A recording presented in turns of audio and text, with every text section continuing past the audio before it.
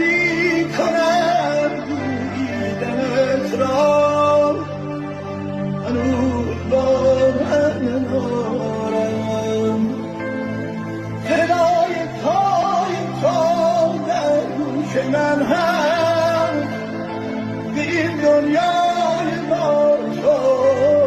بودم هست هنوز باور ندارم